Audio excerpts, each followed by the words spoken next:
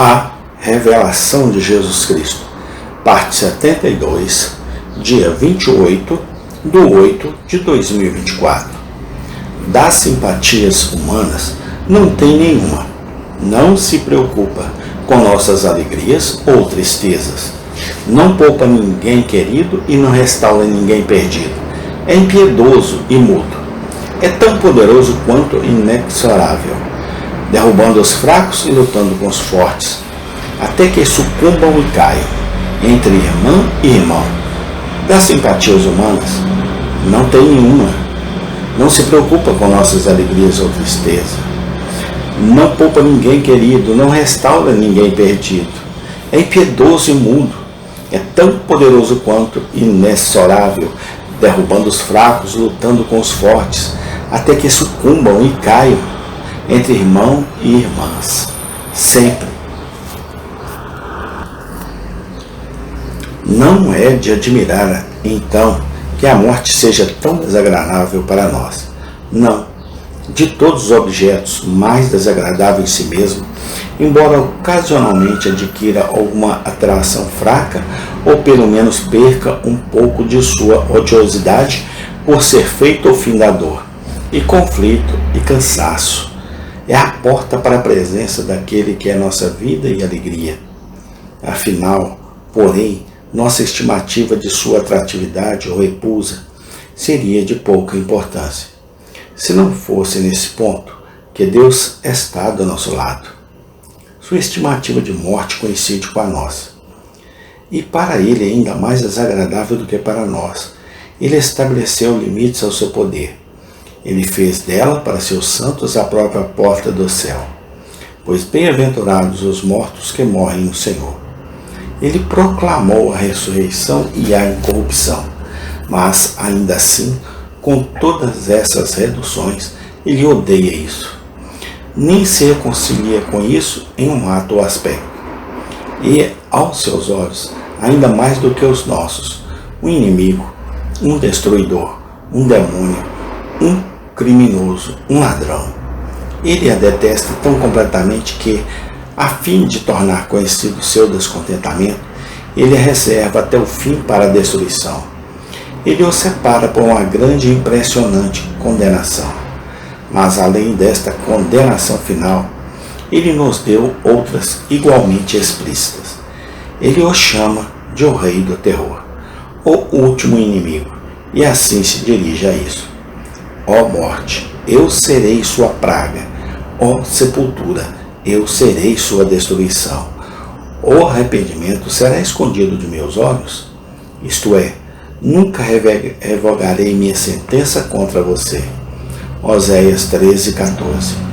Dificilmente palavras poderiam ser encontradas para expressar mais fortemente a estimativa de Deus sobre a morte e sua determinação de aboli-la totalmente e para sempre. Por 6.000 anos, a morte tem sido o cumpridor de seus propósitos, sua vara para o castigo de seus santos, seu flagelo para limpar a terra de seus inimigos. Mas ele a odeia, e assim que seus objetivos com ela forem cumpridos, ele mostrará seu descontentamento contra ela, lançando-a no lago de fogo. Há então consolo abundante para nós neste mundo, moribundo, do pensamento de que Deus está do nosso lado em nossa aversão à morte e à sepultura. Ele é o inimigo de nossos inimigos, especialmente deste, o chefe. Quando ele ressuscitou o seu filho dentre os mortos, ele nos mostrou que a vida e não a morte era seu propósito, tanto para ele quanto para nós. A ressurreição é ao mesmo tempo nossa fé e nossa esperança. Em seu grande amor, ele nos revelou a vitória vindoura sobre a morte, quando aquele que é nossa vida aparecerá para ser glorificado em seus santos e para ser admirado em todos aqueles que creem. Porque ele ressuscitou, nós ressuscitaremos. Ele nos ensinou a dizer: eu sei que meu Redentor vive, e acrescentar: Deus redimirá minha alma do poder da sepultura. Ele nos fez ouvir as palavras certas. seu irmão ressuscitará.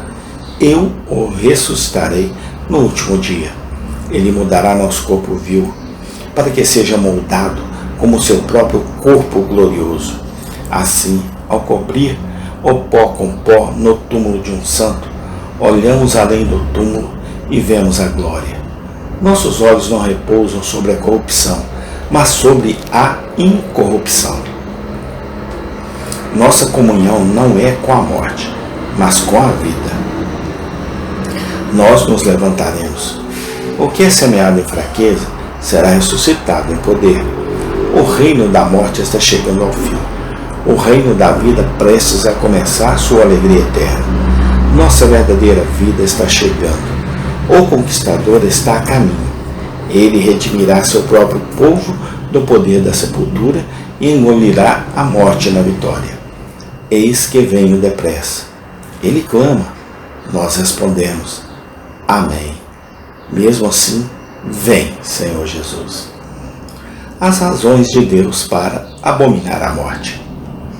Não contém nada em si que seja amável, nem fez obras excelentes pelas quais Deus ou o homem possam amá-lo. Sua história é do mal, não do bem, de injustiça, tristeza e terror, de quebrar. Não é de construir, de espalhar, não de reunir. Das trevas, não da luz, de doença, dor e agitação, para lá e para cá.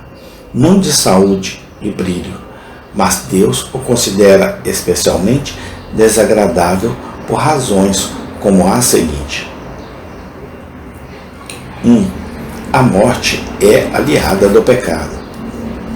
O pecado entrou no mundo e pelo pecado a morte. Romanos 5,12. Com o pecado, ele andou de mão dada, passando pelas gerações e se espalhando pela terra. Parceiros do mal, o pecado e a morte mantiveram a comunhão sombria desde o início, um refletindo e aumentando a odiosidade do outro, como a noite e a tempestade, cada um terrível em si mesmo, mas ainda mais terrível como companheiro de destruição. Deus abomina a morte como companheira e filha do pecado. 2. A morte é a ferramenta de Satanás.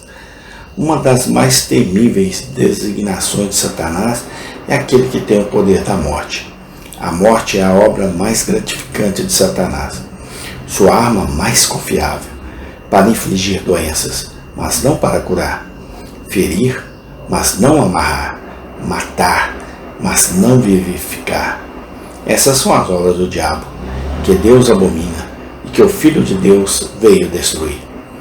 O trabalhador mau e sua ferramenta, o mestre e seus servos, são igualmente odiosos aos olhos daquele Deus que não ama o mal, mas o bem, não a morte, mas a vida.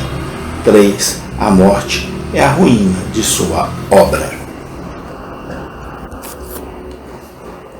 No princípio, Deus criou os céus e a terra, e Deus viu tudo o que tinha feito, e eis que era muito bom. Ele se regozijou especialmente no homem como sua obra e sua propriedade, e no corpo do homem como aquela forma material que seu filho deveria assumir posteriormente. Deus não pretendia que a criação desmoronasse ou evaporasse, mas a morte o agarrou. Morte. O veneno do inferno penetrou em todos os lugares. O corpo do homem e a terra do homem estão caindo aos pedaços, minado por algum solvente universal. A beleza, a ordem e o poder cedendo diante do invasor maligno. O escultor não ama a mão que estraga sua estátua, nem a mãe a febre que ataca seu querido. Então Deus não tem prazer naquele inimigo que está arruinando o trabalho de suas mãos. Amém. Tem continuação. Obrigado, Senhor. Muito obrigado, Senhor, pelo teu amor, pela tua graça, pela tua misericórdia e o teu perdão. Que eu te agradeço no nome do Senhor Jesus Cristo. Amém.